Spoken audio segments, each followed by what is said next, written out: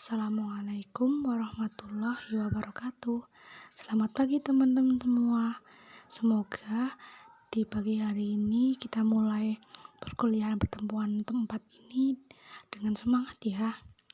Kami dari kelompok 4 untuk mata kuliah akuntansi keuangan 2, kami akan mempresentasikan hasil dari diskusi kelompok kami tentang materi, efek dilutif, dan program kompensasi. Kami harap teman-teman bisa memahami materi pada pertemuan kali ini ya. Selamat menyaksikan. Sebelum kita masuk ke materi di pertemuan 4 ini, izinkanlah kami memperkenalkan diri dulu ya. Kelompok kami terdiri dari 1, Sheila Marlina Bahari dengan NPM 1910104015. Yang kedua, Syahrani Wangi Puspita dengan NPM 1910104050.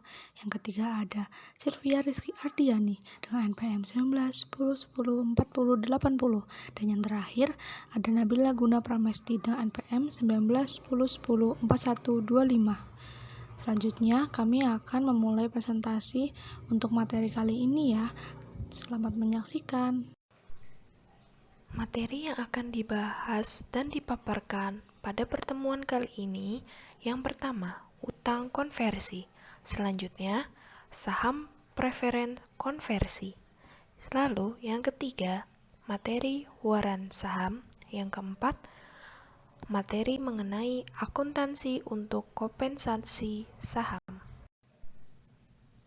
Efek dilutif. Efek konversi serta opsi, waran, dan efek lainnya sering disebut dengan efek dilutif atau dilutive securities. Mengapa disebut efek dilutif? Karena pada pelaksanaannya, efek tersebut dapat mengurangi atau dilusi laba per saham. Selanjutnya, materi mengenai utang konversi. Obligasi konversi atau convertible bonds merupakan surat utang yang memungkinkan bagi pemegang obligasi tersebut untuk mengonversikannya menjadi saham perusahaan penerbit obligasi. Obligasi konversi menggabungkan imbalan dari obligasi dengan hak istimewa untuk menukar saham pada opsi pemegang. Perusahaan menerbitkan obligasi konversi karena memiliki dua alasan. Alasan yang pertama, untuk meningkatkan modal ekuitas tanpa menyerahkan kendali kepemilikan lebih dari yang diperlukan. Lalu alasan yang kedua, untuk mendapatkan pembiayaan utang dengan harga rendah. Banyak sekali perusahaan dapat mengeluarkan utang hanya pada suku bunga yang tinggi, kecuali perusahaan tersebut melampirkan opsi konversi. Hak istimewa yang dimiliki konversi ini bisa membujuk para investor untuk menerima dengan suku bunga yang lebih rendah. Selanjutnya, materi akuntansi untuk utang konversi. Utang konversi dicatat sebagai instrumen majemuk atau compound instrument karena terdiri atas komponen liabilitas dan ekuitas. Menurut IFRS mensyaratkan bahwa instrumen majemuk terpisah dalam komponen liabilitas dan ekuitas untuk tujuan akuntansi. Perusahaan menggunakan metode dengan dan tanpa atau with and without method untuk menilai instrumen majemuk. Untuk mengimplementasikan pendekatan with and without, perusahaan harus melakukan hal-hal berikut. Yang pertama, menentukan total nilai wajar dari utang konversi dengan komponen liabilitas dan ekuitas. Hal ini sangat sederhana karena jumlah ini adalah hasil yang diterima pada saat penerbitan.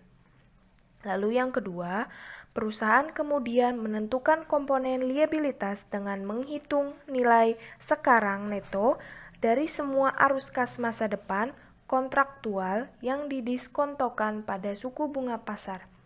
Suku bunga pasar ini adalah suku bunga di mana perusahaan akan membayar untuk utang non-konversi yang serupa.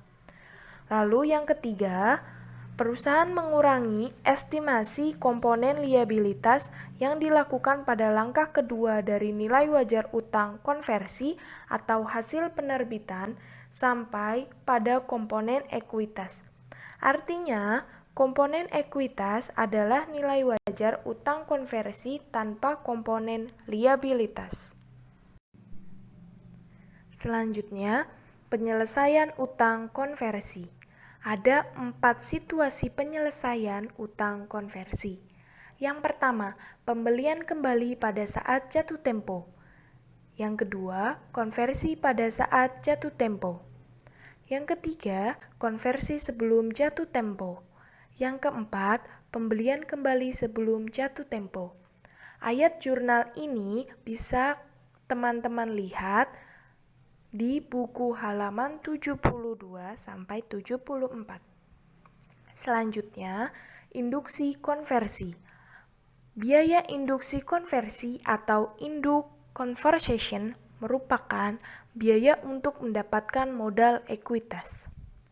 Induksi konversi terjadi pada saat penerbit ingin mendorong agar utang konversi ke efek ekuitas lebih cepat untuk mengurangi biaya bunga atau untuk meningkatkan rasio utang terhadap ekuitas.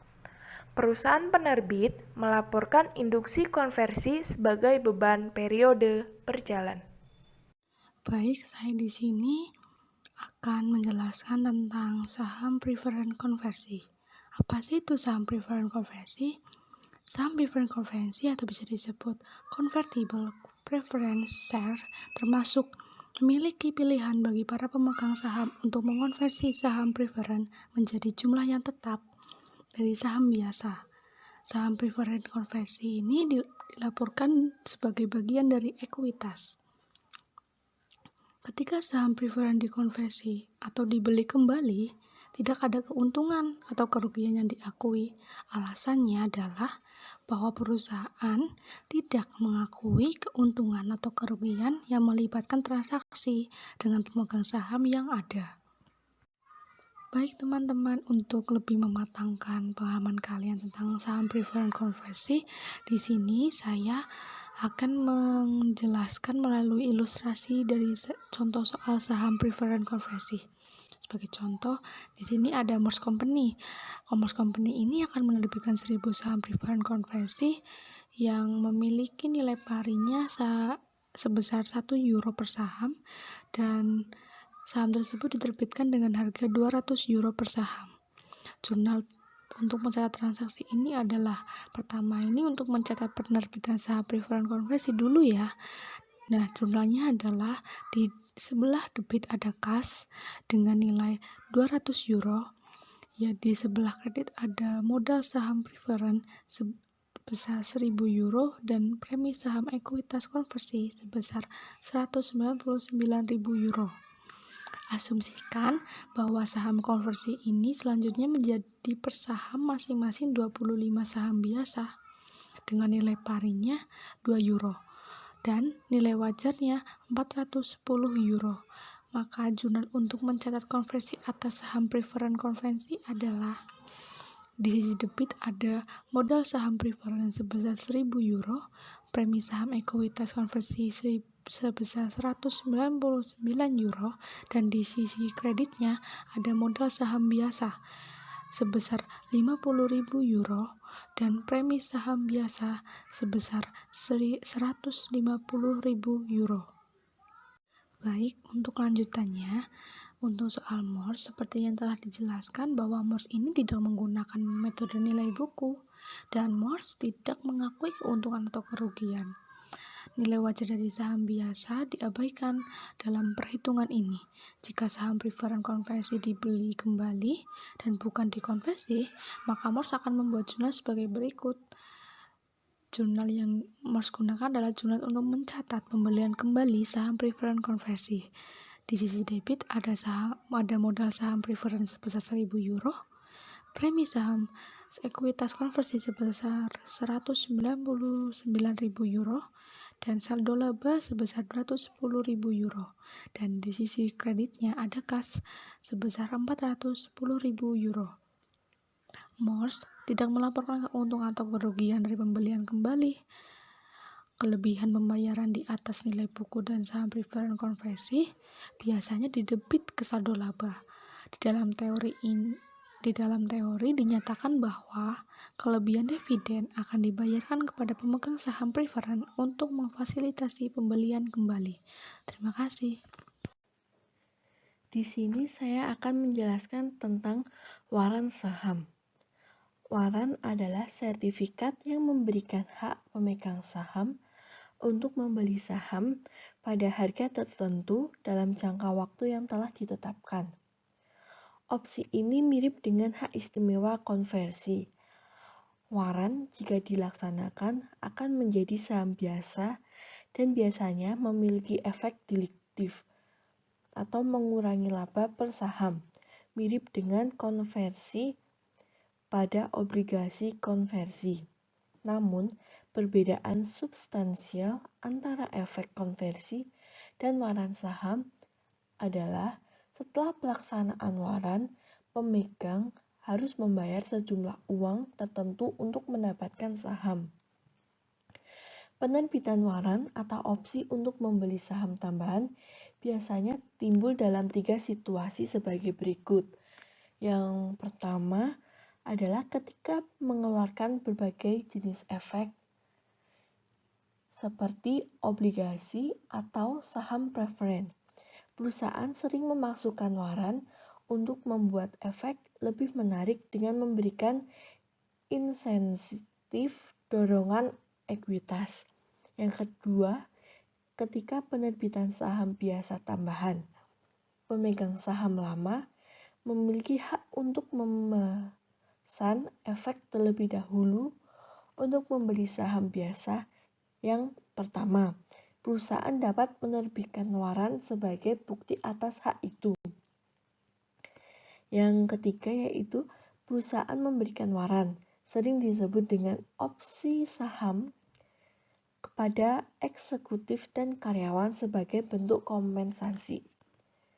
Di sini terdapat akuntansi untuk waran saham yang berada di dalam 3 situasi, yaitu waran saham yang diterbitkan dengan efek lainnya. Waran yang diterbitkan dengan efek lainnya pada dasarnya opsi jangka panjang untuk membeli saham biasa pada harga tetap. Secara umum, umur waran adalah 5 tahun, kadang-kadang 10 tahun, tetapi sangat jarang. Perusahaan juga dapat menawarkan waran perpetual. Utang yang diterbitkan dengan waran saham adalah instrumen majemuk yang memiliki komponen utang dan ekuitas. Akibatnya, perusahaan harus menggunakan metode dengan dan tanpa untuk mengalokasikan dana hasil antara kedua komponen. Yang kedua, hak untuk berlangganan saham tambahan. Jika direksi perusahaan memutuskan untuk menerbitkan saham biasa baru, pemegang saham lama umumnya memiliki hak istimewa untuk memesan efek terlebih dahulu.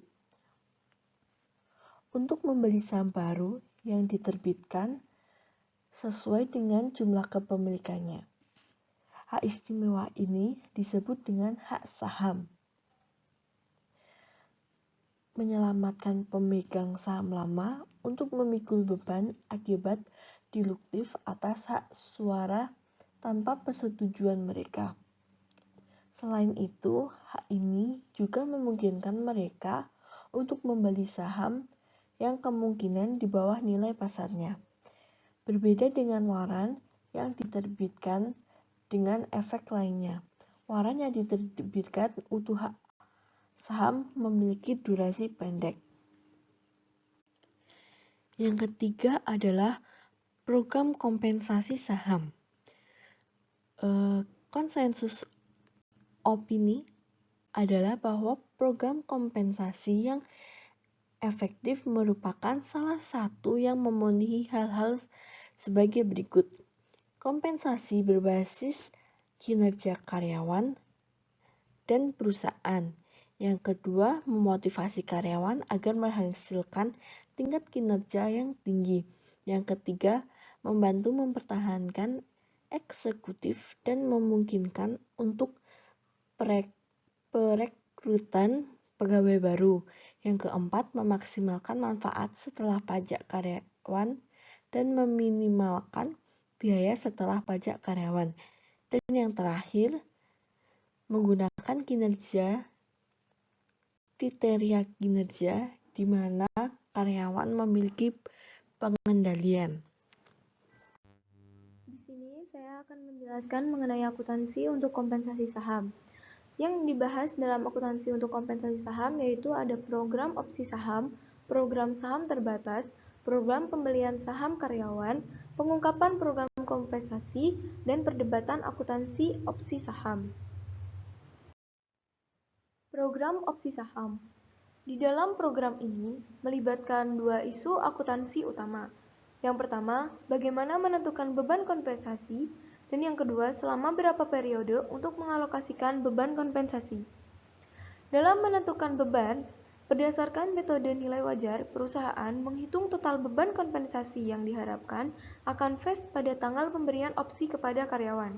Perusahaan memperkirakan nilai wajar dengan menggunakan model penetapan harga opsi dengan beberapa penyesuaian untuk faktor unik dari opsi saham karyawan. Tidak ada penyesuaian yang terjadi setelah tanggal pemberian untuk merespons perubahan dalam harga saham naik atau turun. Kemudian, mengalokasikan beban kompensasi. Secara umum, perusahaan mengakui beban kompensasi pada periode di mana karyawannya melakukan jasa atau dalam periode jasa, kecuali ditentukan lain. Periode jasa adalah periode vesting atau waktu antara tanggal pemberian dan tanggal vesting. Perusahaan menentukan biaya total kompensasi pada tanggal pemberian dan mengalokasikan ke masa manfaat dengan jasa karyawan. Contoh soal untuk program opsi saham. Asumsikan bahwa pada tanggal 1 November 2010, pemegang saham Senseo menyetujui program untuk memberikan opsi kepada 5 eksekutif perusahaan untuk membeli 2.000 saham di mana saham biasa dengan nilai pari 100 yen. Perusahaan memberikan opsi pada tanggal 1 Januari 2011. Eksekutif dapat mengeksekusi opsi setiap 10 tahun ke depan. Opsi harga per saham adalah 6.000 yen dan harga pasar saham adalah 7.000 yen. Berdasarkan metode nilai wajar perusahaan untuk menghitung total beban kompensasi didapatkan dalam jurnal dasar. Pada tanggal pemberian 1 Januari 2011 tidak ada jurnal. Kemudian untuk mencatat beban kompensasi tahun 2011 pada tanggal 31 Desember 2011 dicatat sebagai beban kompensasi di debit senilai 11 juta dan premi saham opsi saham di kredit senilai 11 juta.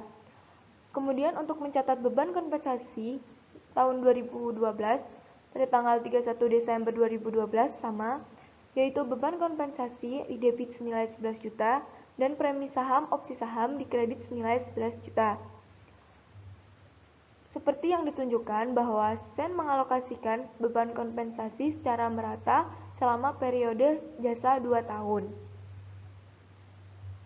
Pelaksanaan. Jika eksekutif Sen mengeksekusi 2.000 dari 10.000 saham, jurnal yang dicatat pada tanggal 1 Juni 2014, kas senilai 12 juta di debit, premi saham opsi saham di debit senilai 4.400.000, modal saham biasa di kredit senilai 200.000 dan premi saham biasa di kredit senilai 16.200.000. Kemudian pada saat kadaluarsa, jika eksekutif Sen tidak mengeksekusi opsi saham yang tersisa sampai tanggal kadaluarsa, perusahaan akan memindahkan saldo akun premi saham opsi saham ke akun premi saham yang lebih tepat, yaitu dicatat pada tanggal 1 Januari 2021 pada saat tanggal kadaluarsa. Premi saham opsi saham di debit senilai 17.600.000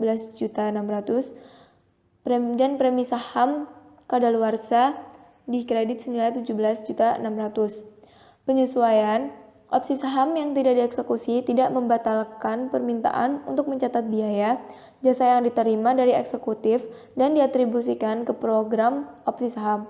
Berdasarkan IFRS, perusahaan tidak menyesuaikan beban kompensasi pada saat berakhirnya opsi. Kemudian, kondisi pasar. Pada kondisi pasar terjadi ketika vesting atau dapat dieksekusinya opsi saham tergantung pada kondisi kinerja seperti kenaikan harga pasar pada saham biasa perusahaan. Oleh karena itu, kondisi pasar mencerminkan penentuan nilai wajar pada tanggal pemberian. Tidak ada penyesuaian untuk beban kompensasi yang diperbolehkan. Kemudian program saham terbatas. Program saham terbatas mengalihkan saham ke karyawan. Tunduk pada kesepakatan bahwa saham tidak dapat dijual, dialihkan, atau dijanjikan sampai terjadi vesting. Keunggulan utama dari program saham terbatas yaitu ada 3. Yang pertama, saham terbatas tidak pernah menjadi benar-benar tidak berharga. Sebaliknya, jika harga saham tidak melebihi harga pelaksanaan untuk opsi, maka opsi menjadi tidak berharga. Yang kedua, saham terbatas umumnya memiliki sedikit dilusi untuk pemegang saham yang ada. Penghargaan saham terbatas biasanya berjumlah 1,5 sampai 1/3 ukuran opsi saham. Kemudian, yang ketiga, saham terbatas lebih baik dalam menyelaraskan insentif karyawan dengan insentif perusahaan. Pemegang saham terbatas pada dasarnya merupakan pemegang saham dan lebih tertarik pada tujuan jangka panjang perusahaan. Akuntansi untuk saham terbatas mengikuti prinsip umum yang sama seperti akuntansi untuk opsi saham pada tanggal pemberian, di mana perusahaan menentukan nilai wajar saham terbatas pada tanggal pemberian dan kemudian membebankan jumlah selama periode jasa.